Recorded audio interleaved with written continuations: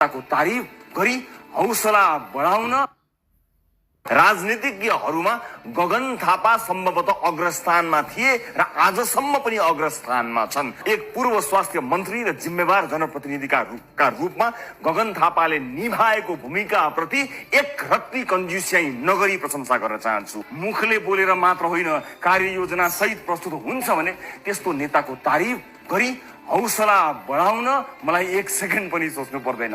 मेरो साथी मात्र होइनन् उनी, मेरो नेता पनि हुन् गगन थापा, र यो देशको प्रधानमन्त्री चाँडै नै बन्नुपर्छ भन्ने मत राख्नेमा। अर्को पनि एउटा अफर भइगयो नि त। ल त्यस्तो पिर लाग्छ लोकतन्त्रको भने भाइभरका सबै मिल्नुस्, एउटा दल बनाएर चुनाव लड्नुस्, अल भर्सेस वान, घन्टी भर्सेस अल। राजसभासँग डराउनु पर्ने जो त्यो मात्र डराओस्, जनता डराउनु पर्दैन।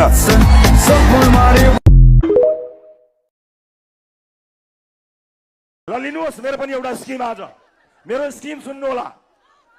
हामीले सरकार बनायौं भने 100 दिनभित्र कम्तीमा पनि सुरुवातमा 100 जना युवाहरूलाई फ्री टिकटमा यो देशमा रोजगारी दिन विदेशका गल्ली गल्लीमा टिकट टास्नेछौँ।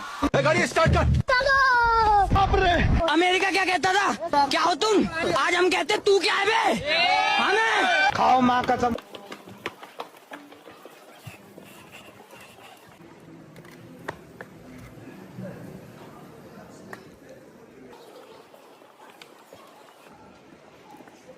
Six months later. अभियान चलाउनै पर्दैन, टिकट काट्नै आउने के को अभियान?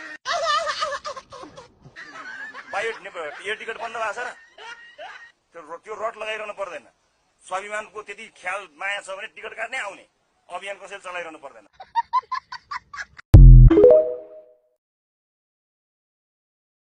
कीर्तिपुरलाई नेपालको यस्तो नमुनाको नगर बनाउन सकिन्छ जसको घरबाट निस्किएका बच्चाहरूले अबको 5, 6, 7, 8 वर्षपछि यी कतार जाने छैनन्, मलेसिया जाने छैनन्, इजरायल जाने छैनन्।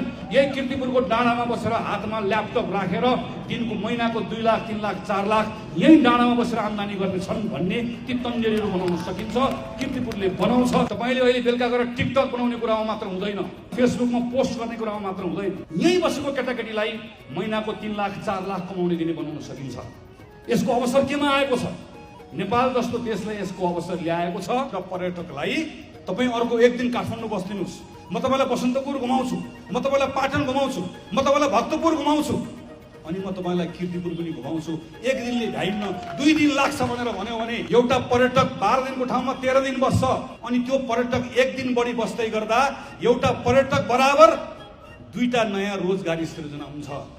यो कीर्तिपुरको नगरमा काठमाडौँ आएको विदेशी पर्यटकलाई कीर्तिपुरको नगरमा दिनको 5 घण्टा बस्न सक्ने बनाउन सक्यो भने त्यसले सृजना गर्ने रोजगारी भनेको हजारौंको संख्यामा हुन्छ।